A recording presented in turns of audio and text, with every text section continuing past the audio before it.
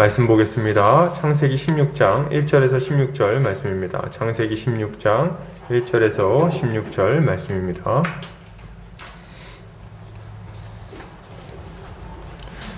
제 성경으로는 구약성경 19페이지에 있습니다. 제가 봉독해 올리겠습니다. 아브라함의 아내 사레는 출산하지 못하였고 그에게 한 여종이 있으니 애굽 사람이요 이름은 하갈이라. 사레가 아브라함에게 이르되 여호와께서 내 출산을 허락하지 아니하셨으니 원하건대 내 여종에게 들어가라. 내가 혹 그로 말미암아 자녀를 얻을까 하노라 하매 아브라함이 사레의 말을 들으니라. 아브라함의 아내 사레가 그 여종 애굽 사람 하갈을 데려다가 그 남편 아브라함에게 첩으로 준 때는 아브라함이 가나안 땅에 거주한 지 10년 후였더라. 아브라함이 하갈과 동침하였더니 하갈이 임신하매 그가 자기의 임신함을 알고 그의 여주인을 멸시한지라. 사레가 아브라함에게 이르되 내가 받는 모욕은 당신이 받아야 옳도다. 내가 나의 여종을 당신의 품에 두었거늘 그가 자기의 임신함을 알고 나를 멸시하니 당신과 나 사이에 여호와께서 판단하시기를 원하노라. 아브라함이 사레에게 이르되 당신의 여종은 당신의 수중에 있으니 당신의 눈에 좋은 대로 그에게 행하라 하매 사레가 하갈을 학대하였더니 하갈이 사레 앞에서 도망하였더라. 여호와의 사자가 광야의 샘물 곁 곧 술길 샘 곁에서 그를 만나 이르되 사레의 여종 하갈아 내가 어디서 왔으며 어디로 가느냐. 그가 이르되 나는 내 여주인 사레를 피하여 도망하나이다. 여호와의 사자가 그에게 이르되 내 여주인에게로 돌아가서 그 수하에 복종하라. 여호와의 사자가 또 그에게 이르되 내가 내 씨를 크게 번성하여 그 수가 많아 셀 수 없게 하리라. 여호와의 사자가 또 그에게 이르되 내가 임신하였은즉 아들을 낳으리니 그 이름을 이스마엘이라 하라. 이는 여호와께서 내 고통을 들으셨음이니라. 그가 사람 중에 들나귀같이 되리니 그의 손이 모든 사람을 치겠고 모든 사람의 손이 그를 칠지며 그가 모든 형제와 대항해서 살리라 하니라. 하갈이 자기에게 이르신 여호와의 이름을 나를 살피시는 하나님이라 하였으니 이는 내가 어떻게 여기서 나를 살피시는 하나님을 배웠는고 함이라. 이러므로 그 샘을 부엘라 헤로이라 불렀으며 그것은 가데스와 베레 사이에 있더라. 하갈이 아브라함의 아들을 낳음에 아브라함이 하갈을 낳은 그 아들을 이름하여 이스마엘이라 하였더라. 하갈이 아브라함에게 이스마엘을 낳았을 때에 아브라함이 86세였더라. 아멘.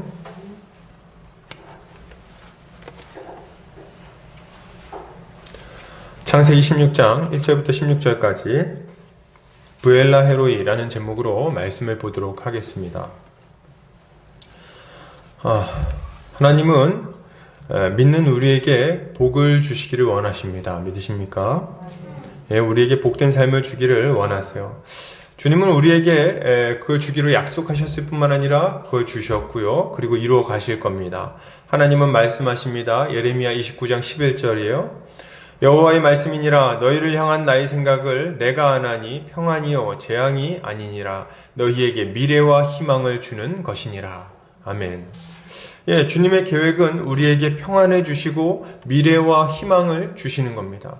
우리 주님은 우리를 고통스럽게 하는 것을 원하지 않으세요. 우리가 죄의 얽매여서 비참하게 살다가 결국에는 영원한 멸망으로 들어가게 되는 것을 전혀 바라지 않으신다는 겁니다. 우리 주님은 죄인이 망하는 걸 기뻐하지 않으세요. 돌이켜 사는 것을 바라십니다. 그게 우리 주님의 뜻이세요. 그래서 우리 주님은 우리를 불쌍히 여기심으로 우리를 살리려고 이 땅에 오신 겁니다. 주님은 십자가를 통해 고통 가운데 있는 자들을 죄와 사망의 권세에서 건져주셨어요. 그리고 이 땅에서 하나님의 백성으로서 또 하나님의 자녀로서 복되게 살아갈 수 있도록 해주시는 겁니다. 여러분, 하나님이 우리 개개인의 모습을 바꿔주실 겁니다. 바꿔주실 거예요. 더 멋지게, 더 건강하게, 그리고 더 활기찬 모습으로 바꿔주실 겁니다. 더 많이 웃을 수 있게 해주실 거예요. 더 많이 웃을 수 있게. 우리의 가정을 바꿔주실 겁니다. 맨날 싸우고 원망하고 도저히 좋아질 거라고 기대할 수 없는 우리의 가정을 바꿔주실 거예요. 더 온전한 모습으로, 웃음 넘치는 가정으로, 평안한 가정으로 복되게 바꿔주실 겁니다.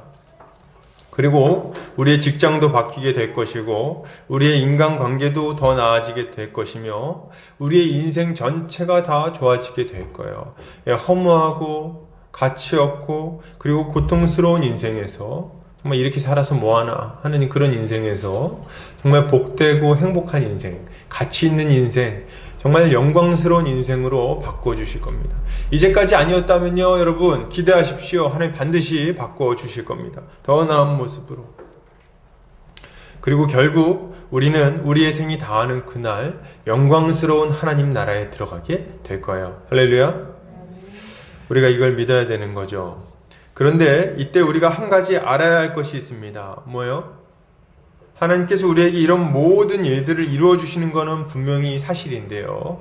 이것이 어느 한순간에 갑자기 이루어지지 않는다는 겁니다. 이걸 우리가 좀 알 필요가 있어요. 하나님은 우리를 이미 복된 삶을 살 수 있도록 우리 안에 하나님 나라를 시작하셨죠. 하나님의 위대한 일을 이미 시작하셨습니다. 그러나 우리 주님을 믿고 우리 주님의 그 은혜를 받았음에도 불구하고 그 순간 모든 것이 다 바뀌는 것은 아니라는 것을 알아야 돼요. 그죠? 우리의 가정도요. 우리가 예수 믿고 나서 가정이 갑자기 행복해집니까? 뭐 그런 경우가 뜨문뜨문 있나요? 이제 대부분은 그렇지 않죠. 내가 막 은혜 받고 예배드리고 막 은혜 받고 눈물 흘리고 기뻐가지고 막 웃음이 넘쳐 집에 가면 뭐합니까? 너 뭐하다 이제 왔어! 다 이렇게 한마디 하는 거죠. 그럼 벌써 기분이 팍 상합니다. 어디 갔다 이제 들어와! 뭐 이런 얘기 들으면은 마음이 상하는 거죠. 그리고 또 이렇게 직장 가면은 갑자기 직장 상사가 잘해줍니까? 막 예수 믿고 나면? 가가지고 이제 막 뭐 일하는데 예수 믿고 기뻐가지고 월요일에 출근했죠. 그래서 이제 막 나는 이제 충만했어. 가면 막 모든 게 다 바뀌었을 것 같아. 근데 갔더니 직장 상사가 그러지. 뭐씨 이거 했어? 이렇게 딱 물어보는 거죠. 하는 순간 이제 굉장히 좀 마음이 어려워지는 거죠. 상황은 그렇게 한순간에 다 바뀌는 게 아니라는 거예요. 마법처럼 다 바뀌는 게 아니에요. 우리의 삶은 점점 바뀌어 가고요. 완전히 바뀌는 데는 시간이 걸린다는 말입니다. 그리고 어떤 것들은요, 여러분, 마치 하나도 안 바뀌는 것처럼 느껴질 때가 있어요. 하나도. 아무리 내가 기도하고, 노력하고, 또 기대하고, 그러고 있는데도 불구하고, 도무지 안 바뀔 것 같은 요소들이 있다는 거예요. 내 인생이 바뀔까, 이게? 이게 좋아질까, 이게? 도무지 안 바뀔 것 같은데. 우리 부모님이 우리 자식이 지금 바뀔까? 내가 이렇게 오랫동안 지금 이렇게 참고 기다리고 기도하고 있는데 이게 안 바뀌는데 바뀔까? 이렇게 오랜 시간 걸려서도 안 바뀌는 것들도 있다는 거예요, 여러분. 이런 것들을 볼 때 우리는 실망하기도 하는 겁니다. 그러면 여러분, 우리는 아직 하나님의 복이 이미 임했지만 아직 완전히 이루어지지 않은 그런 시기를 살아가고 있다고도 말할 수 있을 것 같아요. 이미 하나님의 복을 누리고 있지만 아직 온전한 모습을 누리지는 못하는 그 과도기적인 상태를 우리는 지금 다 살고 있는 거죠. 그러면 이런 시기를 우리는 어떻게 살아가야 될 것인가, 이걸 좀 생각을 해봤으면 좋겠습니다. 이런 시기에 우리는 오늘 본문을 통해서 이런 시기에 우리가 조심해야 할 것은 무엇인지, 그리고 혹시 믿음의 길에서 넘어졌다면 어떻게 해야 하는지, 그리고 무엇을 붙들고 믿음을 지키며 살아갈 것인지에 대해서 오늘 본문을 통해서 같이 한번 살펴보려고 합니다. 자, 오늘 본문은 아브라함의 아내 사레의 이야기로 시작이 됩니다. 1절 볼까요? 아브라함의 아내 사레는 출산하지 못하였고 그에게 한 여종이 있으니 애굽 사람이요 이름은 하갈이라. 어떻게 시작합니까? 아브라함의 아내 사레는 출산하지 못했어요. 아이가 없었던 거죠. 15장에서 우리는 아브라함이 약속을 받는 모습을 우리가 살펴봤습니다. 놀라운 약속을 받고 언약도 체결했지만 그럼에도 불구하고 사레는 여전히 자녀가 없었던 거예요. 그 이후로도 꽤 오랜 시간이 지나도록 아이가 없었던 것 같아요. 아브라함도 그렇지만 사레에게도 이 불임의 기간은 정말 큰 고통이었을 것이 분명합니다. 아이가 없었으니까. 지금도 자녀는 굉장히 좀 큰 축복으로 여겨지죠. 자녀가 있는 것은. 자녀가 있고 없고에 따라서 굉장히 좀 삶도 많이 달라지고 그렇게 되는데, 고대 사회에서 자녀는요 더더욱 큰 의미를 가지고 있었습니다. 훨씬 더 중요한 어떤 의미가 있었다는 거예요. 하나님의 선물이자 축복으로 여겨졌어요. 그리고 요새는 자녀가 없어도 그렇게 큰 흠으로 여기지 않죠. 요새는 자녀가 없으면 아유 홀가분하겠다, 여행 많이 다니겠네, 이 정도 생각을 할지 모르겠어요. 근데 당시에는 자녀가 없다는 것이 굉장히 수치스러운 일이었습니다. 굉장히 수치스러운 일이었어요. 심지어는 하나님께 저주받은 사람으로 여겨졌습니다. 우리나라만 해도 한 60년대, 50년대, 60년대 이때쯤만 해도 굉장히 이제 이런 문제에 대해서 문제가 많이 있지 않았습니까? 하나님께 저주받은 사람으로 당시에는 여겨졌어요. 거의. 왜냐하면 자녀는 하나님이 주시는 것인데 자녀가 안 생기니까 이걸 볼 때 하나님이 저주했다, 혹은 하나님의 저주를 받았다, 이렇게 많이 생각을 했던 거죠. 반면에 자녀를 많이 낳는 것은 굉장히 덕스러운 일로 여겨졌고요, 하나님의 축복으로 여겨졌습니다. 왜 그랬을까요? 우리가 15장에서도 살펴봤지만 자녀를 낳으면 이 자녀가 집안을 일으키고 세력을 형성하고 우리 부모의 노후를 보장하는 굉장히 중요한 어떤 요인이었기 때문에 그렇습니다. 그죠? 이런 분위기 속에서 사레의 불임은 그녀에게 얼마나 큰 고통이었을지 상상해 볼 수 있는 거죠. 그러니까 다 애 낳는 거를 다 중요하게 생각하고 애를 못 낳으면 괴로워하고 막 하나님한테 저주받았다 그러고 이런 분위기에서 지금 나이가 70이 넘도록 애가 없는 거예요. 그러니까 말도 못했겠죠. 그 고통은 맨날 주변에서 수근수근 하는 거예요. 뒤에서 지나가면 아이고 저 집안은 돈도 많은데 애가 없대. 글쎄 얼굴만 이쁘면 뭐해? 아이고 애도 못 낳는데. 이런 얘기하거나 또 그러는 거죠. 이렇게 아이고 아브라함은 참 비위도 좋아, 나 같으면 벌써 버렸지, 이런 얘기 막 하면서 뒤에서 수근수근 하고 있는 거예요. 이렇게 막 키득거리고 비아냥거릴 소리 듣는 것은 참 이게 고통스러운 일일 거예요. 얼마나 속상했을까요? 근데 그런 생각하지 않았겠어요? 아니 하나님, 나보다 못난 사람들도 저렇게 애를 쑥쑥 잘 만났는데 제가 도대체 뭐가 부족합니까? 제가 뭘 그렇게 잘못했습니까? 왜 저는 애를 못 낳는 거예요? 이렇게 막 하소연도 많이 했지 않겠습니까? 그러고 있을 때 또 연락 오죠. 무슨 연락이에요? 이제 애 100일이라고 와가지고 축의금 하라고 이제 연락 오는 거예요. 나 애 못 낳고 있는데. 그러니까 얼마나 짜증났을까요? 그런데 또 하나님 또 약속도 주셨어요. 무슨 약속 주셨어요? 애를 별처럼 많이 생기겠다고 약속을 했는데 말을 하지 마시든지 말이죠. 그 괜히 기대하게 하고선 한 명도 안 주고. 이게 뭡니까? 여러분, 제가 볼 때 처음에 이 사례는 믿음으로 기다렸을 겁니다. 사례나 아브라함이나 믿음으로 잘 기다렸을 거예요. 어떻게 기다렸을까요? 다음 달엔 주시겠지 이번 달엔 좀 아니지만 다음 달엔 주실 거야. 그 다음 달이니까 안 됐어. 올 연말에는 주시겠지. 연말엔 주실 거야. 안 줘. 내년엔 주시겠지. 새해 시작하고 좀 지나면 생길 거야. 안 줘. 내후년엔 주시겠지. 3년 있다간 주시겠지. 5년이나 지났는데 이제 주시겠지. 한 해, 두 해 지났는데 몇 년이나 지납니까? 3절. 아브라함이 아내 사레가 그 여종 애굽 사람 하갈을 데려다가 그 남편 아브라함에게 첩으로 준 때는 아브라함이 가나안 땅에 거주한 지 10년이었더라. 10년 후였더라. 10년이 지나도록 애가 안 생기는 거예요. 말이 10년이지 여러분. 10년 동안 이것만 기다리고 있는 거예요. 이제나 저제나. 언제 애가 생기나 기다리고 있는 거예요. 근데 안 생기는 거죠. 이게 정말 고통스러운 일이에요. 아니 사람이 맨날 청춘인 것도 아니잖아요. 그죠? 맨날 청춘이면 얼마나 좋겠어. 그래서 언제든지 애 낳을 수 있고 이러면 기다릴 수 있겠죠. 근데 지금 아브라함과 사레는 나이가 어떻습니까? 적어요, 많아요? 아브라함이 지금 나이가 85이에요. 저희 아버지가 지금 76이신데 10살이나 많은 거예요. 85. 사레가 나이가 지금 한 75세 이렇게 되는 겁니다. 당시에는 좀 오래 살았으니까 좀 감안을 한다 할지라도 굉장히 많은 나이인 거예요. 몸은 점점 옛날 같지 않습니다. 몸은 점점 약해지고 옛날같이 막 활기차게 움직이지도 못하고 뭔가 의욕도 더 이렇게 좀 감퇴되고 점점 힘이 없어지는데 애는 안 생기고 점점 조바심이 나는 거예요. 그래서 사례가 이런 상황 속에서 결론을 내리는 거죠. 어떤 결론을 내립니까? 결론 내렸어요. 내가 보니까 결론이 났어. 뭐예요? 2절.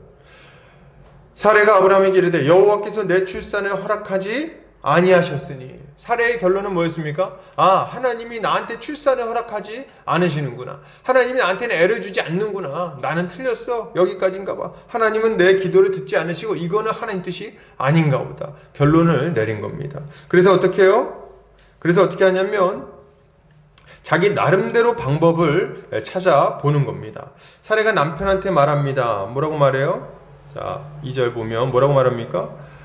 원하건대 내 여종에게 들어가라. 내가 혹 그로 말미암아 자녀를 얻을까 하노라 하매. 그죠? 원하건대 이렇게 얘기하죠. 안 원하죠. 사실 뭘 원해 원하기는. 하나도 안 원합니다. 말은 원하건대 안 원해. 왜요? 누가 남편한테 첩들여 주는 걸 좋아하겠어요? 누가? 어떤 사람이 그걸 좋아하겠어요? 어떤 사람이 자기 남편이 딴 여자랑 잠자리를 하는 걸 좋아하겠냐는 거예요. 그런 사람 있습니까? 없죠. 다 싫어하는 거예요. 근데 이제 원하건대. 왜요? 왜 원한다고 말합니까? 다른 고통이 너무 큰 거예요. 사람들 수군거리는 것도 그렇고, 아브라함 얼굴 보는 것도 민망하고, 자녀를 기다리는 것도 이제 지쳤다는 거예요. 나도 좀 삶이 좀 바뀌고, 내 이제 후사를 좀 준비해갖고, 내 노후도 좀 준비하고, 가정도 좀 일으켜 세워보고 싶은데, 내 힘으로 안 되니까, 좀 다른 방법을 좀 구하고 싶은 거죠. 이제 고통은 당할 만큼 당했고, 기다리는 것도 기다릴 만큼 기다렸다고 생각을 하는 거죠. 그래서 바꿔주길 바라는 거예요. 바꿔주길 바란다. 이런 걸 바꾸려고 한다. 그래서 사례가 이제 낸 방법은 뭐였냐 했더니 당시의 풍습에 따라서 여종을 첩으로 들여서 자녀를 얻는 거였습니다. 여종을 첩으로 들여서 자녀를 얻는 거예요. 이렇게 해서 여종이 아이를 낳으면 당시 풍습으로는 그 아이를 여종의 아이가 아니라 이 여주인의 아이로 여겼습니다. 그래서 그렇게 받아가지고 애 낳았고 이제 내 아이로 삼겠다 계획을 세운 거죠. 뭐 보면은 이제 창세기 뒤에 나오는 이제 야곱의 아내들 있죠. 레아랑 라헬. 이 사람들도 똑같은 일을 해요. 라헬도 애가 없었거든요. 근데 그 애 없을 때 라헬도 요 해결하려고 자기 종을 자기 남편 야곱에게 이제 들어가게 합니다. 그래서 애를 안고 자기 무릎에 둬요. 그게 이제 일반적으로 있었던 일이라는 거예요. 사례도 지금 그 방법을 쓰려고 한 거예요. 그렇게 해서 자기 수치를 가리고 또 이 아브라함의 대를 잇고자 한 거죠. 뭐 제가 볼 때 이게 그렇게 속 시원한 해결책은 아니죠. 그죠? 속 시원한 해결책은 아니야. 근데 뭐 자기 맘도 그렇지. 떡두꺼비 같은 아들 떡 나갖고 이 사람이 당신 후사요. 이렇게 하면 얼마나 좋겠어? 근데 지금 안 나오는 거예요. 애기가. 안 생기는 걸 어떡합니까? 그러니까 좀 마음에는 안 들지만 차선책으로 이런 방법을 사용하고 있는 거죠. 그래서 아브라함한테 이제 내 종한테 들어가라 이렇게 얘기를 하는 건데, 근데 이 보면은 참 이게 그래요. 이 속 없는 아브라함은 또 요 얘기를 듣고 옳다구나 하고 그냥 시키는 대로 사례의 말을 듣습니다. 그래 그렇게 할까? 이렇게 이제 들어가는 거예요. 제가 이걸 보면서 그런 생각이 들어요. 아내 팔고 막 그랬던 사람이 꼭 이런 거는 아내 말을 되게 잘 들어요. 그죠? 아내를 막 애굽에 가서 누이라고 해줘 뭐 이런 건 또 되게 좀 그렇게 하다가 여기선 또 뭐 말 되게 아내 말 잘 듣죠. 제가 뭐 그런 얘기 들었어요. 믿음이 없으면 의리라도 있어라 뭐 이런 얘기 들었는데 아브라함은 의리도 없어요. 그죠? 그래가지고 뭐 저는 그런 생각이 들어요. 만약에 뭐 제가 아브라함이라면 당신 내 여종 하갈한테 들어가가지고 어떻게 아이를 한번 이어보자 뭐 이렇게 얘기하면 에이 무슨 소리야 지금 지금 나한테는 당신밖에 없는 거 몰라? 뭐 이렇게 얘기하면서 이제 그죠? 어떻게 죽이 되든 밥이 되든 우리 하나님 믿고 있읍시다 뭐 이렇게 얘기를 하든지 해야지. 아브라함 거기서 뭐 이제 여종에게 들어가라 했더니 그래 그렇게 해볼까 이렇게 하고 이제 들어가고 있는 거예요. 참 제가 보면은 아브라함도 참 믿음의 조상님 뭐 이렇게 얘기하는데 보면 답답하죠. 눈치도 없고. 아무튼 아브라함은 사례의 말에 동의하고 그렇게 하기로 결정을 합니다. 이제 4절에 보면 아브라함이 하갈과 같이 잠자리를 하죠. 그렇게 해서 잠자리를 해요. 근데 와 이게 사례는 그렇게 노력을 해도 안 됐는데 어떻게 이게 하갈하고는 딱 잠자리를 하니까 바로 애가 생겨버리는 거예요. 딱 생겼네.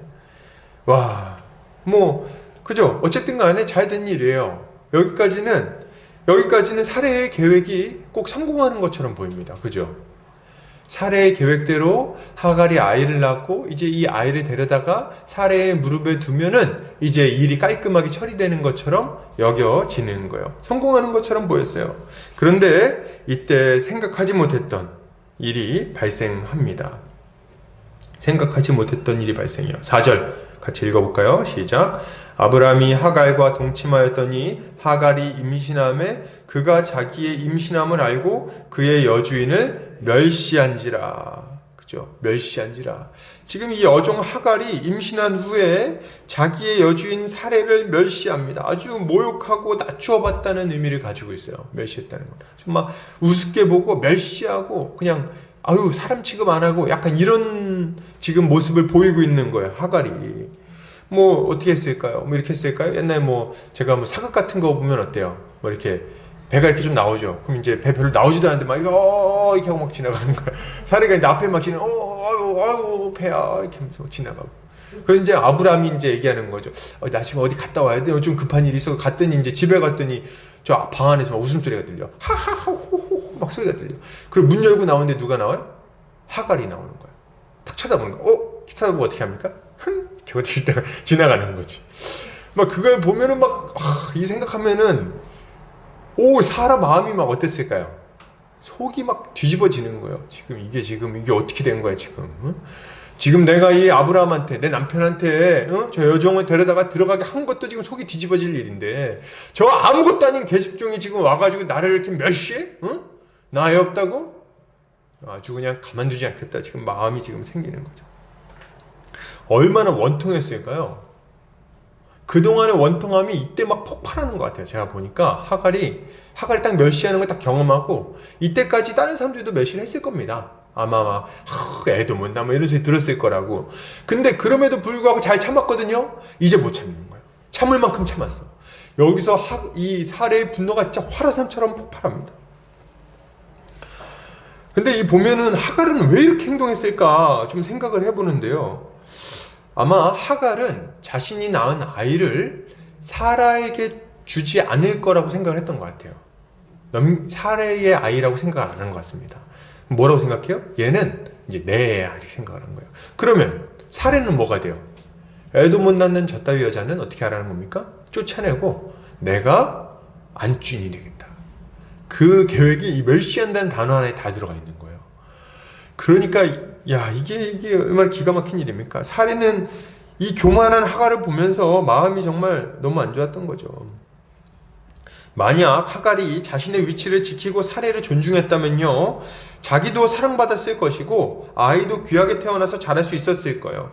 그런데 이 하갈은 교만하게도 자기 위치를 지키지 않습니다. 그리고 이 사례를, 여주인을 멸시하고 있는 거예요.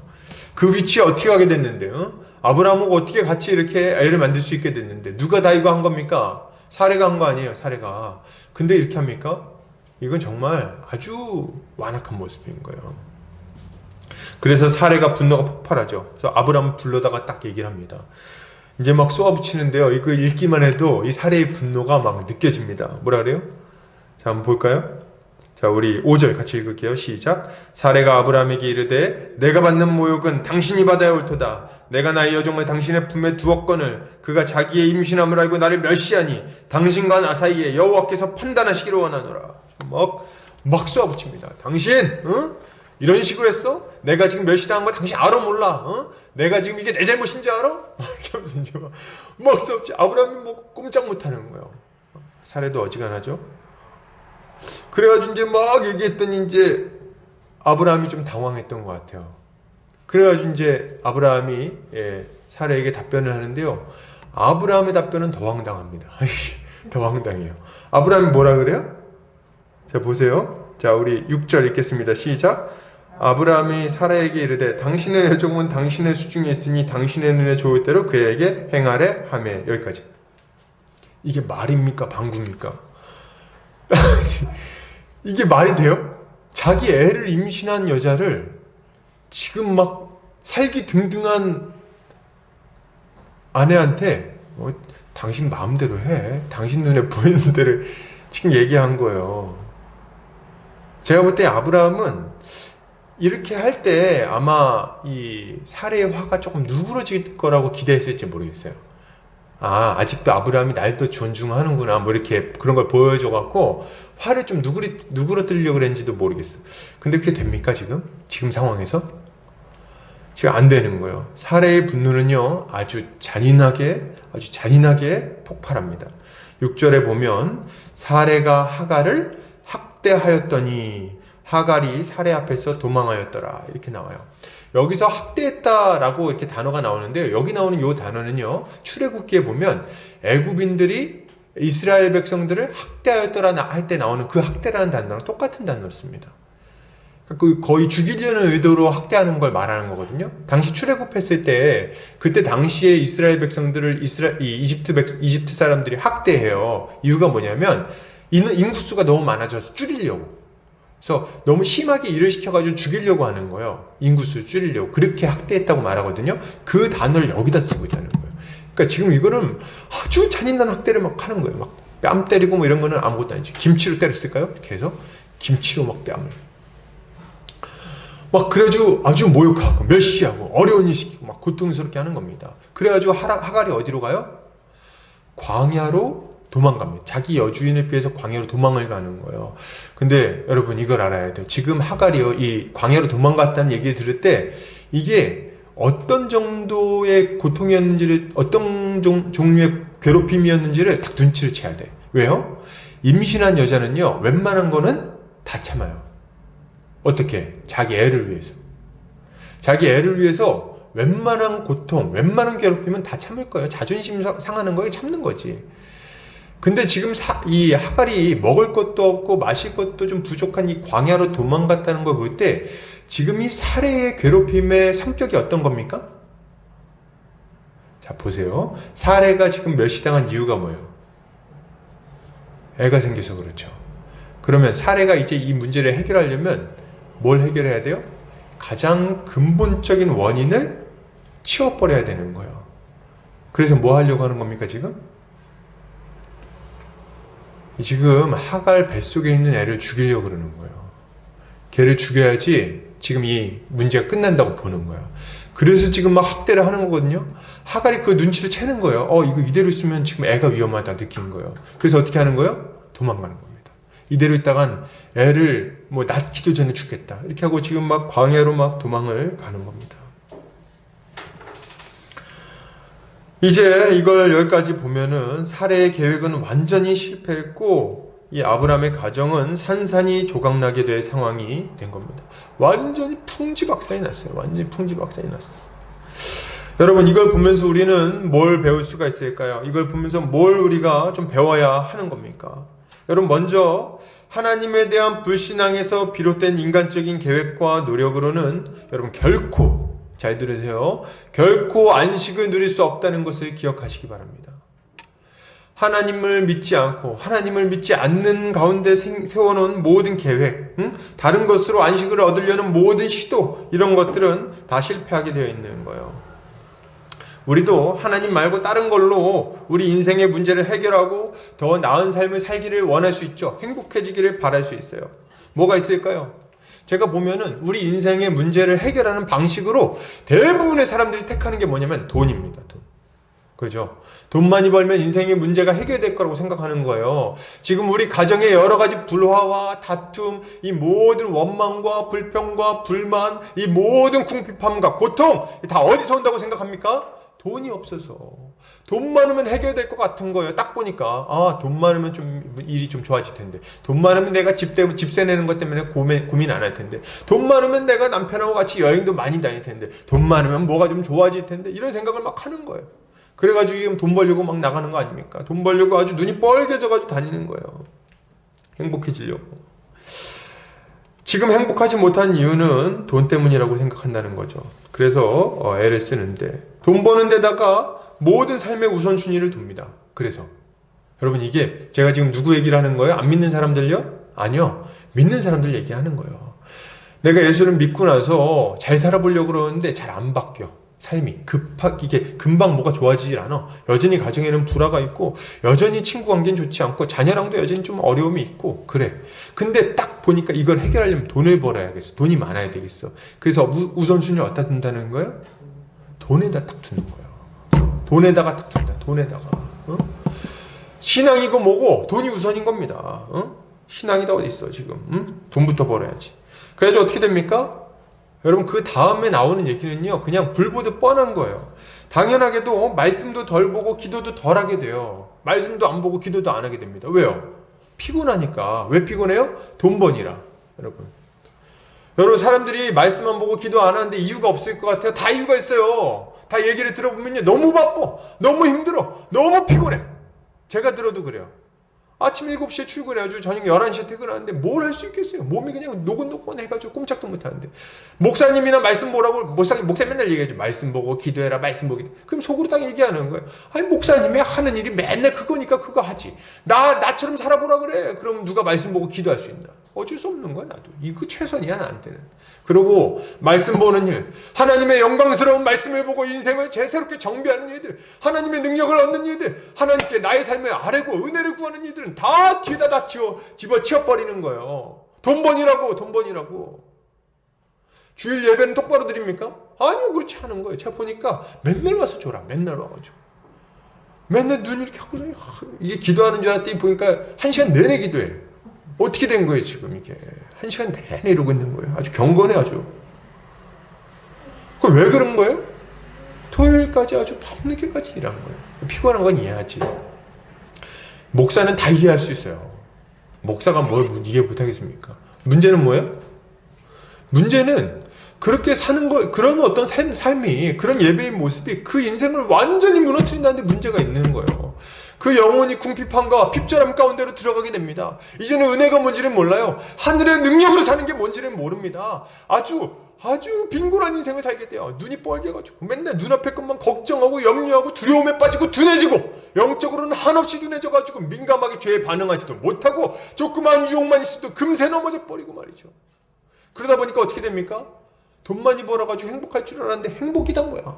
남편은 바람나고, 아내도 바람나고, 자식들은 엇나가고, 도박에 손대갖고 집은 푼지박산나고 말이죠. 별로 얼토당토한 일이 막 발생합니다. 그래가지고 힘들게 돈을 벌어가지고 내가 가게를 해가지고 주일에도 안 쉬고 일을 했어요. 그래가지고 돈을 좀 벌었네. 한 2억 3억 벌었어요. 이제 좀 집도 마련하고 내가 좀 살만하겠다 했더니 뭐가 걸려요? 암에 딱 걸리는 거예요. 이게 뭡니까? 행복하려고 그렇게 노력하는데 그게 그렇게 잘 안 된다는 거예요, 여러분. 여러분, 우리가 하나님 말고 다른 걸 이용해가지고 내가 뭔가 좀 안식을 누리겠다, 행복해지겠다 기대하고 추구하면요, 반드시 실패하게 돼 있어요. 그 길이 성공할 수가 없습니다. 사람이 마음으로 자기의 길을 계획할지라도 그 일을 이루시는 분은 누구밖에 없으십니까? 하나님이신 거예요. 하나님은 어떨 때 보면 일부러 이런 것들을 이렇게 잘 흘러가지 않도록 막으시기도 하십니다. 왜 그럴까요? 왜 그걸 막으실까요? 그 이유는요, 하나님 외에 다른 것으로는 결코 안식을 얻을 수 없다는 것을 아주 뼛속 깊이 박아주기 위해서 그걸 주지 않으실 때가 있다는 거예요, 여러분. 이걸 알아야 돼. 여러분, 돈이 많다고 해서 걱정 없는 거 아니에요. 맨날 돈 걱정, 돈 많으면 더 걱정해요. 제가 보니까 이거는 아주 진리야, 진리. 돈 많으면 걱정이 많습니다. 집이 막 열채 있는데요, 걱정이 많아요. 맨날 집값이 올랐다 떨어졌다 막. 주식을 많이 막 20억씩 30억씩 주식을 가지고 있는 사람들이요, 주식에서 눈을 못 뗍니다. 삶을 제대로 살지를 못해요. 왜요? 주식값이 올랐다 떨어졌다 올랐다 떨어졌다. 비트코인이요? 뭐 말할 게 뭐입니까? 다 똑같지. 여러분, 디모데전서 6장 10절에서는 이거에 대해서 아주 분명하게 경고하고 있어요. 뭐라고 말합니까? 돈을 사랑함이 일만하게 뿌리가 되나니 이것을 탐내는 자들은 미혹을 받아 믿음에서 떠나 많은 근심으로써 자기를 찔렀도다 얘기하잖아요. 자기를 찔렀도다. 이 돈 많은 게 자기의 마음 깊숙한 곳에 찔러서 오히려 더 근심하고 괴롭게 만든다는 거예요. 다른 것도 마찬가지예요. 돈만 그렇습니까? 좋은 학교, 좋은 직장, 좋은 배우자 다 마찬가지예요. 그런 것들은 우리의 문제를 해결하지도 못하고 삶을 나아지게 만들지도 못하고 더 평안해지게 만들지도 못합니다. 우리가 그렇게 가지고 싶었던 것들 하나도 못 가지게 된다는 거예요. 이런 걸 추구할수록 우리의 삶은 점점 더 꼬여가게 될 겁니다. 주님은 말씀하세요. 이사야서 31장 1절입니다. 주보 뒷면에 참고하세요. 같이 읽어볼까요? 시작. 도움을 구하러 애굽으로 내려가는 자들은 화 있을진저 그들은 말을 의지하며 병거의 많음과 마병의 심히 강함을 의지하고 이스라엘의 거룩하신 이를 앙모하지 아니하며 여호와를 구하지 아니하나니. 지금 뭐가 문제입니까? 뭐가 문제예요? 말이나 군사나 뭐 이런 것들은 막 의지할지 모르지만 이스라엘의 거룩하신 이를 앙모하고 구하지 않는데 도대체 그 문제가 해결될 게 뭐냐는 거예요. 그들에게는 화가 있을지어다 이렇게 얘기를 하고 있는 거죠. 그럼 어떻게 됩니까? 어떻게 됩니까? 하나님 외에 다른 것에서 인생의 문제들을 해결하려고 하는 이들은 실패하게 된다는 거예요. 그러면 우리 어떻게 해야 됩니까, 여러분? 어떻게 해야 되겠어요? 우리 어떻게 살아야 됩니까? 뭐 어떻게 살긴요? 뻔하죠. 당장의 변화가 눈에 보이지 않는다 할지라도요, 하나님의 말씀을 신뢰하고 계속해서 믿음의 자리에 앉아 있어야 되겠습니다, 여러분. 그 자리에 있어야 되는 거예요. 막 괜히 설레발치면서 움직이지 말고 그 자리에 머물러 있어야 된다는 거예요. 우리 하나님의 말씀에 순종하면서 사는 것이 당장 급격한 변화를 가지고 오지 않는다고 느낄 수 있어요. 뭐 안 바뀌는 것처럼 느낄 수 있다는 거예요. 기도하는데도 불구하고 하나님이 듣지 않는 것처럼 느껴지는 순간들이 있을 수 있다는 거예요. 왜 없습니까? 얼마나 많은 사람들이 그런 경험을 해요. 다 경험하지. 목사라고 뭐 기도하는 족족 다 이루어진지 아십니까? 그렇지 않아요. 기간이 필요할 수 있는 거예요. 기간이. 그러나 여러분, 우리는 하나님께서 약속하신 바를 반드시 이루시는 분이심을 믿어야 되는 거예요. 이걸 믿어야 돼. 그러니까 우리가 믿음이 없으면은 문제가 생기는 거예요, 여러분. 믿음을 가져야 돼, 믿음을. 오늘 사례의 잘못은 뭡니까? 사례의 잘못은 하나님을 믿지 않은 거예요. 사례가 보면 사례의 잘못은 2절에 딱 나와요. 여호와께서 내 출산을 허락하지 아니하셨으니. 출산을 허락하지 아니하셨으니. 여러분, 사례는요, 아브라함의 아내입니다. 맞죠? 성경을 보면 계속 아브라함의 아내 사례, 아브라함의 아내 사례 계속 나옵니다. 그리고 이거는요, 사례도 공히 알았고 아브라함도 공히 알았어요. 공적으로 인정받았어요, 하나님한테. 언제요? 언제? 뭐 언제 인정받습니까? 12장에 보면 애굽왕 바로가 뭐라 그래요? 어째서 네 아내를 누이라고 소개했냐 딱 얘기하죠. 하나님의 책망이에요, 이건 다. 뭘 알려주려고 그러는 거예요? 아브라함의 아내는 사례라는 것을 분명히 알려주는 겁니다. 그리고 아브라함이, 여러분 잘 들으세요. 아브라함이 저 메소포타미아 지역에서 나올 때, 그때 그 약속을 받을 때 자녀를 많이 주겠다고 약속하신 그 순간에 아브라함의 아내는 누굽니까? 사례예요, 사례. 아브라함하고 같이 약속을 받아가지고 같이 하나님 나라의 영광을 누릴 사람은 다른 그 누구도 아니고 사례입니다, 사례. 근데 지금 사례는 결론을 이상하게 내고 있는 거예요. 무슨 결론을 냈습니까? 하나님께서 출산을 허락하지 아니하셨으니. 왜 이런 결론이 나오는 거예요, 도대체? 왜 이런 결론을 내는 겁니까? 뭐 10년 기다렸다고요? 좋아요. 10년 기다리는 게 힘든 건 알겠어. 그렇지만 이렇게 확신할 필요는 없잖아요.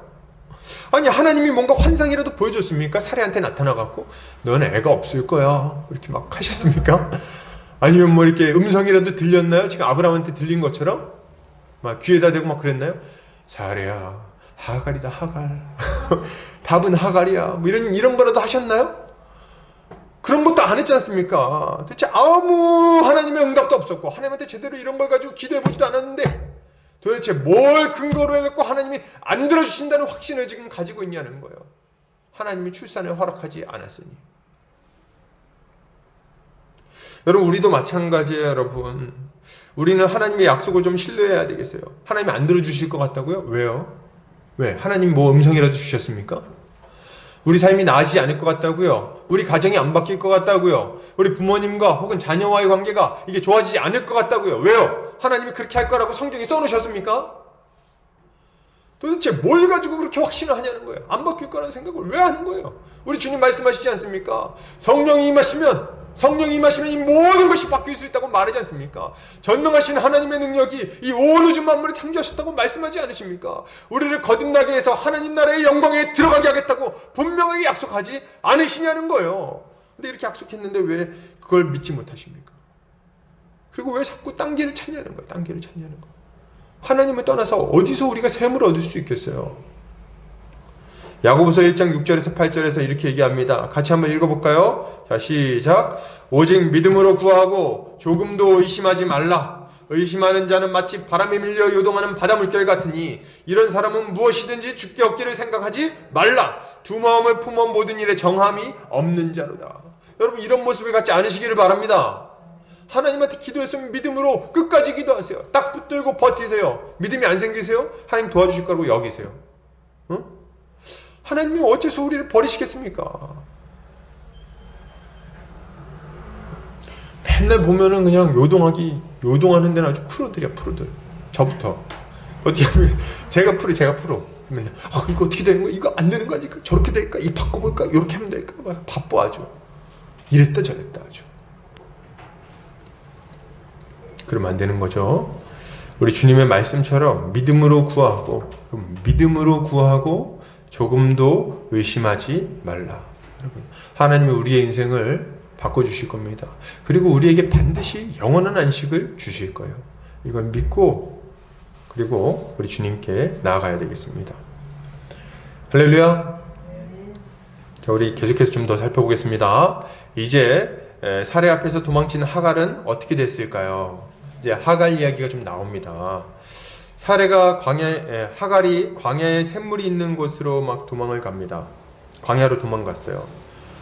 이게 참 하갈의 모습도 생각해보면 진짜 이게 말이 안 나옵니다. 얼마나 괴로웠을까요? 얼마나 처량했을까요? 얼마나 비참했을까요? 막 가는데 숨은 차고 몸은 힘들고 뼈마디는 노곤노곤하고 뱃속에 애가 있는데 애가 이제 배고픈 거죠. 얼마나 배고파. 근데 먹을 건 없고 처량하게 짝이 없어요. 옆에 누구 좀 이 요새 같은 때야 남편 자기야 나 배고픈데 수박 먹고 싶어 한겨울에 그래도 수박 사갖고 오죠. 근데 이제 이때는 옆에 누가 있어요? 아브라함도 없어. 아브라함은 정말 야속하게도 자기를 살해 손에 넘겨줬습니다. 애 아빠가. 생각하면 정말 비참하기 짝이 없는 거예요. 그래서 막 배를 부여안고 이렇게 막 터덜터덜 이렇게 샘 곁으로 막 가고 있습니다.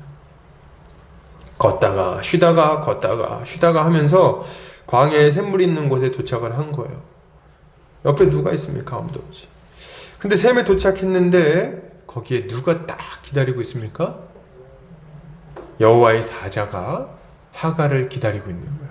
정말 세상에 아무도 도와줄 일 없고 아무도 나한테 힘줄 일 없고 날 위로할 일 없고 나를 이렇게 세워서 다시금 회복시켜 줄 리가 없는 이런 정말 비참한 처지에, 그리고 이 처지에 처하게 된 게 다른 사람 잘못이 아니에요. 누구 잘못이에요? 지 잘못이야. 하갈 자기가 잘못한 거예요. 그래가지고 이 비참한 처지가 됐는데 어디다 하소연도 못하는 거예요. 자기가 잘못했으니까. 누구한테 얘기하면 그러겠지. 그러게 왜 그랬어? 이런 얘기는 하겠지. 그러니까 이게 제가 보면은 저는 가끔 우리 처지랑 비슷해요. 우리가 보통 고통에 빠질 때 정말 비참한 일 겪을 때 보면은 딴 사람 잘못이 아니야. 결국 누구 잘못이에요? 내 잘못이야. 내가 왜 그랬을까? 맨날 후회하는 게 뭐야? 내가 그때 왜 그랬을까? 내가 그 짓거리를 하지 않았어야 되는데 내가 바보같이. 그러다가 지금 막 그냥 갔는데 이걸 어떻게, 근데 내 잘못이니까 하소연도 못 하는데 도와줄 사람도 없는 거예요. 이게 미치거든, 이게 사람이. 그리고 터덜터덜 가가지고 막 가는 거죠. 하루하루 그냥. 먹고 살기도 힘들고. 여러분, 근데 우리를 여호와의 사자가 기다리고 있는 거예요. 여러분, 결국 넘어지고 자빠지고 실수하고 해가지고 상처 입은 우리 인생이 회복되기 위해서는, 회복의 길로 가기 위해서는 하나님을 만나야 되는 거예요. 우리 인생의 유일한 답은 뭡니까? 하나님이야, 하나님을 만나야 이 정말 도무지 해결되지 않을 것 같은 이 처량한 우리의 신세가 여러분 해결이 되는 거예요. 하나님을 만나야 돼.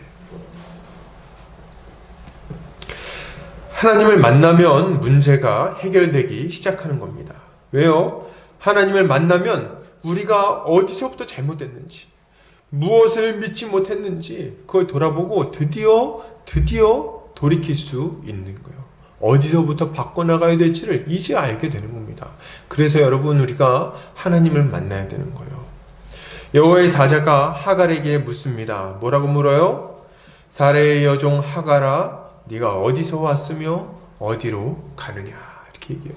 참, 이 말 들을 때 기분이 어땠을까요? 사레의 여종 하갈아, 너 지금 어디서 와서 어디로 가고 있냐, 이렇게 물어봐요. 세상에 광야 한복판에 거기 이제 샘에 가가지고 물 한 잔 마시려고 그러는데 거기 누가 탁 앉아있다가 물어보는 거야. 어디서 왔냐? 이렇게 물어보는 거야. 그리고 이제 어디로 갈 거야? 지금 이 꼴이 된 게, 지금 이 지경이 된 게 왜 이 지경이 됐는지를 물어보고 있는 거예요. 임신한 여인이 아무도 없는 이도 없이 혼자서 터덜터덜 먹을 것도 없이 마실 것도 없이 이 샘격까지 오게 된 이유가 뭐냐고 물어보는 거예요. 너 지금 어쩌다가 여기까지 오게 됐니? 그리고 이제 물어보죠. 그럼 이제 어떻게 할 거냐? 세상에 이 두 가지 질문에요. 답을 할 수가 없어요. 답을 할 수가 없어. 왜요? 여기까지 온 거는요, 자기 잘못이야. 갈 곳은요, 없어. 그러니까 이게 참, 이 말문이 딱 막히는 그런 지금 질문인 거죠.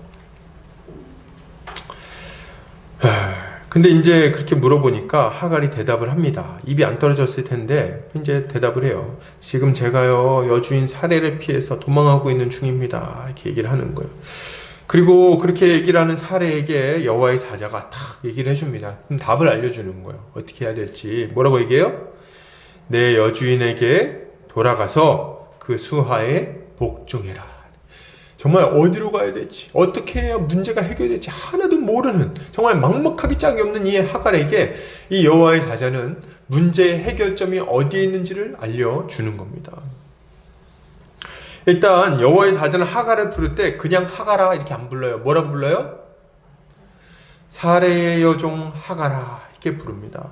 그리고 어디서부터 왔냐고 물어보니까 어디서부터 왔어? 자기 여주인을 피해서 도망가고 있는 거죠. 요거 자기가 답변하면서 알았을 거예요. 뭘 알아요? 내가 뭘 잘못했는지, 어디서부터 벗어났는지, 그리고 어디로 돌아가야 되는지. 이걸 이제 요거 답변하면서 아는 거예요. 아, 내가 여주인을 피해서 도망가고 있구나. 왜?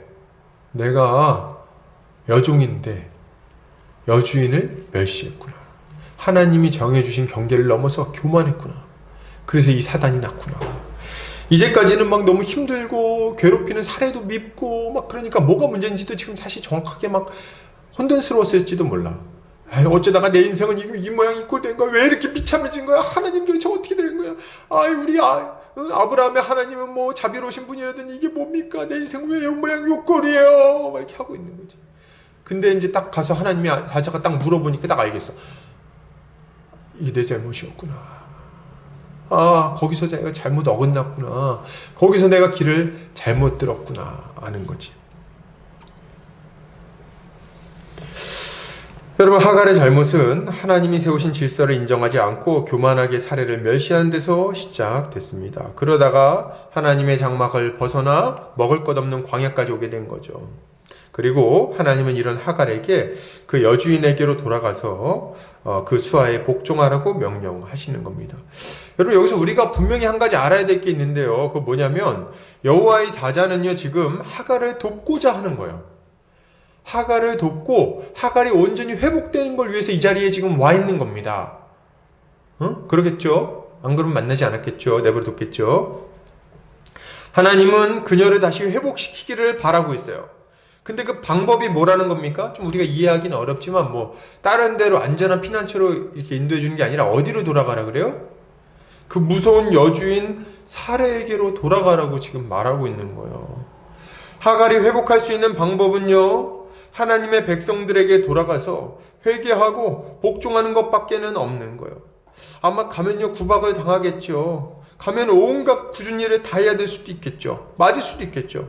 그러나 그럼에도 불구하고 회복을 바란다면 돌아가야 되는 거예요. 돌아가야 되는 거예요. 하나님은 여주인에게 돌아가야 하는 이 하갈, 그래서 이 두려움 때문에 망설이는 하갈의 걱정을 해결해 주시기를 원하십니다. 그래서 해결해 주세요. 그래서 어떻게 해결해 주십니까?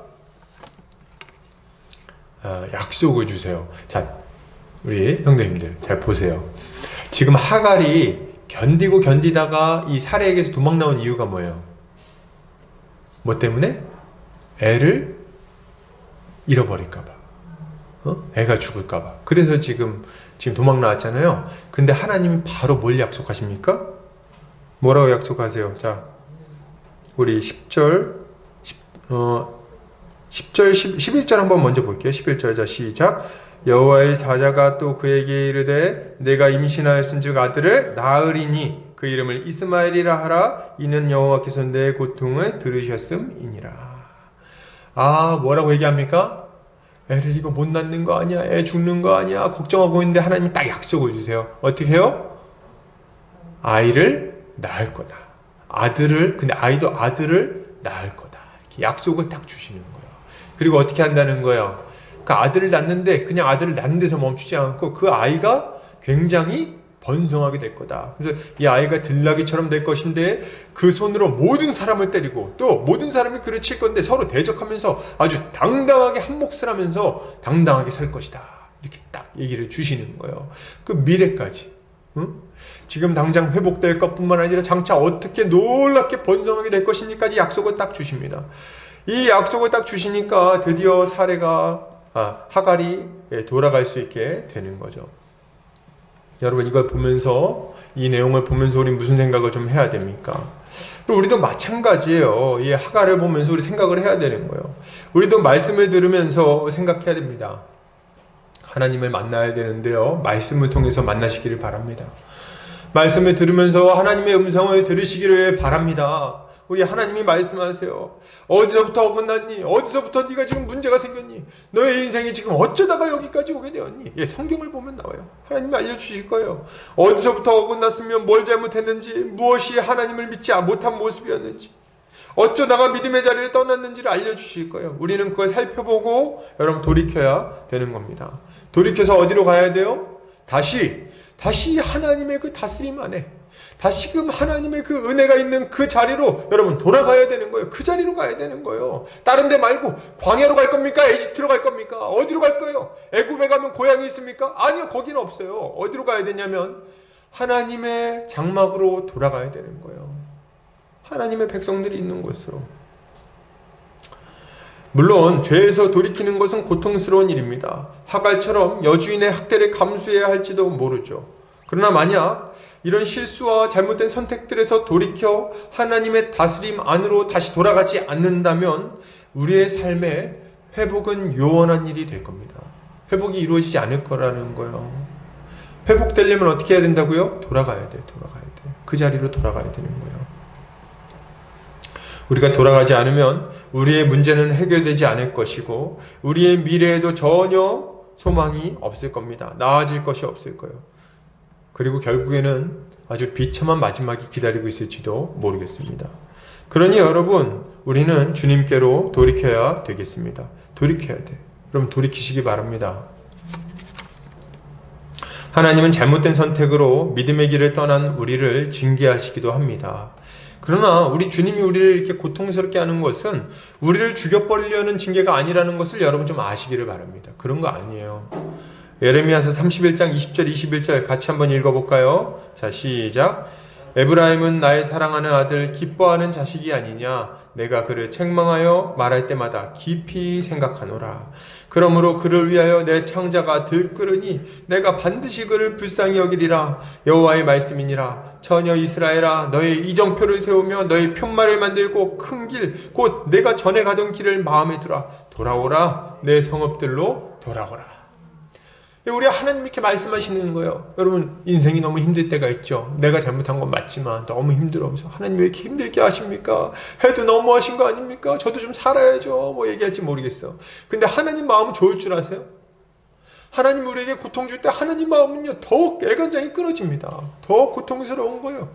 우리가 힘들어하고 눈물을 흘리고 할 때 하나님은 옆에서 정말 견디기 힘들어하십니다.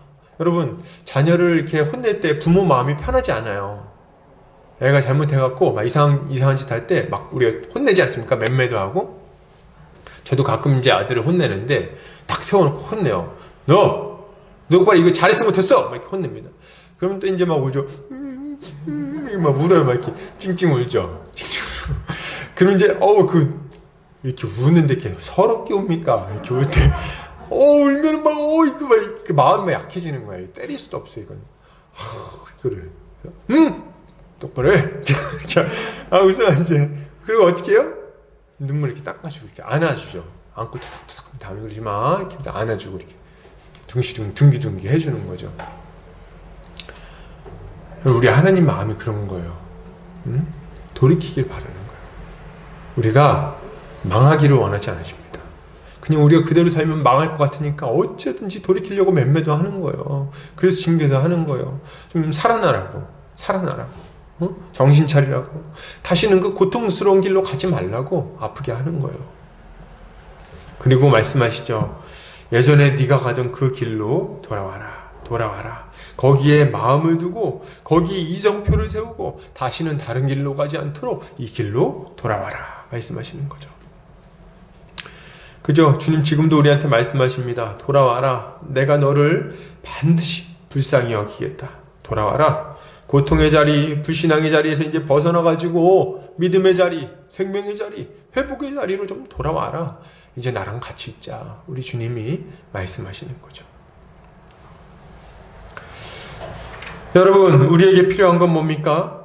모르겠어요. 방법은 제가 다 일일이 알려드리기는 어렵겠지만 어찌하든지 간에 다시 말씀의 자리, 기도의 자리, 믿음의 자리로 돌아오시기를 바랍니다. 그 자리에 있어야 되는 거야.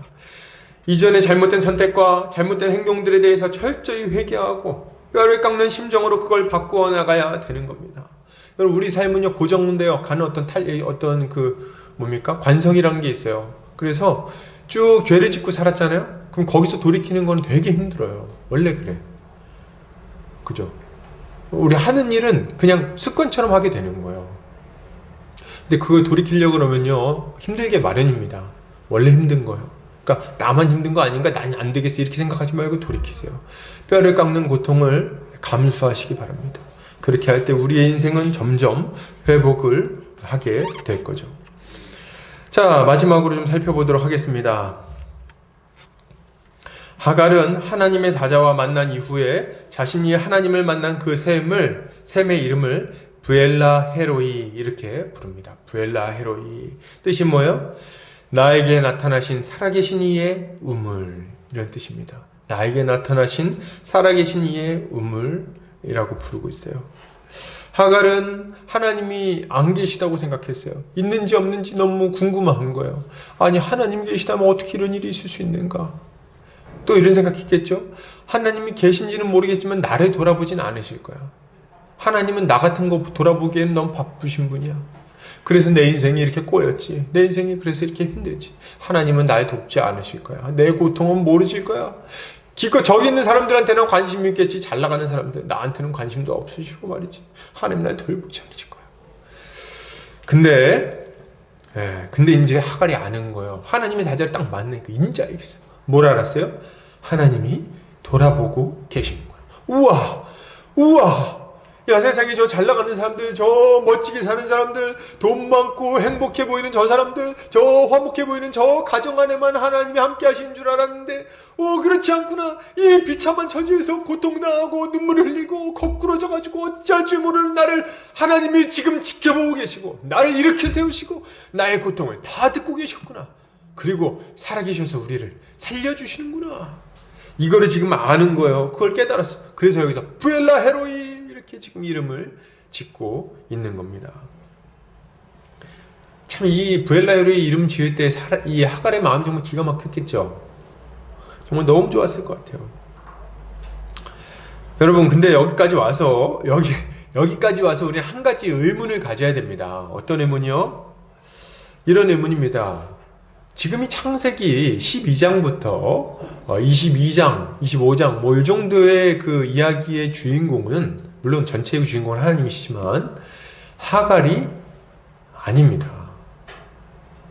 하나님의 관심은요, 물론 하갈도 돌아보시지만 하나님의 관심은 어디에 있어요? 아브라함에게 있습니다. 그리고 또 누구? 사레에게 있어요. 하나님의 관심은 온전히 아브라함과 사레에게 향해 있습니다. 그 두 사람을 중심으로 지금 이 인류 역사 전체는 지금 개편되고 있는 거예요. 두 사람을 중심으로 세계 역사가 돌아가고 있는 겁니다. 이 두 사람한테 하나님의 관심이 너무 많으세요. 근데 왜 본문은 아브라함도 아니고 사레도 아니고 여종에 불과한 하갈의 이야기를 이렇게 길게 늘어놓고 있냐는 거예요. 이유가 뭡니까? 지금 하나님은 이 여종인 하갈을 통해서 자기의 백성인 아브람과 사레에게 말씀을 주고 계시는 거예요. 메시지를 주고 계시다는 거예요. 어떤 메시지요? 내가 지금 너네의 고통을 듣고 있다. 내가 지금 너네의 기도를 듣고 있다. 내가 지금 움직이지도 않고 말도 하지 않고 역사하지도 않는다고 여길지 모르지만 나는 지금도 생생하게 살아서 너의 인생 가운데 역사하고 있다. 그러니까 믿음을 가져라. 이걸 지금 하갈을 통해서 아브람과 사레에게 알려주시는 겁니다. 지금 왜 이 하갈의 이야기가 필요한지 아십니까? 이삭이 태어나려면 아직도 시간이 많이 필요해요. 이삭이 태어나려면 아직도 몇 년이나 남았어요. 지금 이때 85세니까. 아브라함이 100세 애를 낳거든요. 그럼 85세니까 몇 년 남았어요? 15년이나 남은 거예요. 15년이 지나야지 이제 비로소 하나님의 역사가 이루어지는 겁니다. 인류 역사 전체를 뒤집어 엎을 수 있는 하나님의 놀라운 은혜의 경륜이 15년 후에나 비로소 그 열매를 맺게 되는 거예요. 너무 긴 기간이 남았어. 근데 아브라함하고 사례는 지금 믿음이 없어. 견디지 못해. 넘어질 것 같아. 허덕허덕거리고 있어. 하나님이 지금 자기를 돌아보지 않는다고 여기고 불평불만하고 완전히 박살내기 직전이라는 거예요. 그러니까 하나님이 특단의 조치를 취하는데 그게 뭡니까? 하갈에게 나타나셔서 하갈의 음성을 들으시고 하갈을 온전히 회복시켜 주실 뿐만 아니라 하갈에게 역사하고 계시는 하나님을 통해서 사레와 아브라함의 믿음이 회복되도록 만들어 주시는 거예요. 이들에게 말씀하시는 거죠. 너의 고통을 내가 알고 있다. 그리고 너의 기도를 내가 듣고 있다. 걱정하지 마라. 내가 다 알고 있어. 알고 있어. 여러분, 우리에게도 이 믿음이 필요해요, 여러분. 하나님이 여전히 생생하게 살아계셔서 우리의 삶을 돌아보고 계신다는 믿음이 필요합니다. 우리 중에 요새 이런 생각하시는 분이 있습니까? 하나님이 예전에는 나를 좀 돌아보셨던 것 같은데 지금은 좀 별로 그렇게 돌아보시는 것 같지 않아. 요새는 좀 이렇게 대면대면 하셔. 이런 마음이 좀 있는 분 있습니까? 그렇게 하나님 좀 멀리 느껴지시는 분 있나요? 내 인생을 좀 간섭하지 않으시는 것처럼 느끼시는 분이 있으십니까? 믿음을 가지시기 바랍니다. 하갈을 보고 믿음을 가지시기 바랍니다. 하나님은 지금도 생생하게 살아계셔서 우리의 삶을 여전히 세밀하게 살펴보고 계시는 거예요. 우리의 눈물이요, 우리의 고통이요, 우리의 부르짖음이요, 우리 주님이 다 알고 계십니다. 다 보고 계세요. 주목해서 보고 계세요. 상황이 암담하고 기도는 응답받지 못하는 것 같고 괴로움과 외로움이 찾아오고 그래서 하나님이 안 계신 것 같은 그런 때에 하나님이 도무지 우리 기도에 관심 없는 것처럼 느껴지는 그때에 우리 하나님이 우리의 신음소리를 듣고 있다는 것을 기억하시기 바랍니다. 하나님은 말씀하십니다. 이사야서 49장 15절이요. 읽을게요. 시작. 여인이 어찌 그 젖먹는 자식을 잊겠으며 자기 태에서 난 아들을 긍휼히 여기지 않겠느냐. 그들은 혹시 잊을지라도 나는 너를 잊지 아니할 것이라. 여러분, 자기 젖먹이를 잊어버리는 부모가 있겠어요? 아이고, 내가 애 젖먹이는 걸 깜빡했네 하는 엄마가 있겠습니까? 애가 막 울고 있는데 그런 엄마가 있겠어요? 여러분, 그런 엄마 없어요. 애가 이렇게 애를 집에 놔두고 일터에 가갖고 애 생각 안 하는 부모가 있겠어요? 그런데 가기도 하죠. 근데 애 놔두고 가면요, 하루 왼종일 애 생각납니다. 얘를 어떡하면 걔 지금 잘 지냈나? 지금 잘하고 있나? 지금 제 아들이 초등학생인데요. 초등학생인데도 이제 8살이면 좀 이제 알 거 알고 지금 혼자 막 다니거든요. 근데도 학교 보내고 나면 걱정이 돼요. 얘 학교에서 잘 하고 있나? 그죠? 우리 하나님은요, 절대 우리 잊지 않으신다고 말씀하시면서 요거 딱 드시는 거예요. 젖먹이는 젖먹는 자식을 여인이 잊어버릴지 몰라도 나는 너를 결코 잊지 않는다. 이렇게 얘기해요. 그리고 바로 다음에 나오는 말이 뭔지 아십니까? 내가 너를 손바닥에 새겼다. 이렇게 얘기해요. 손바닥에 새겼다. 그래서 손바닥에다 뭘 적어놔요? 우리가 손바닥에 뭐 적어본 기억 있으시죠?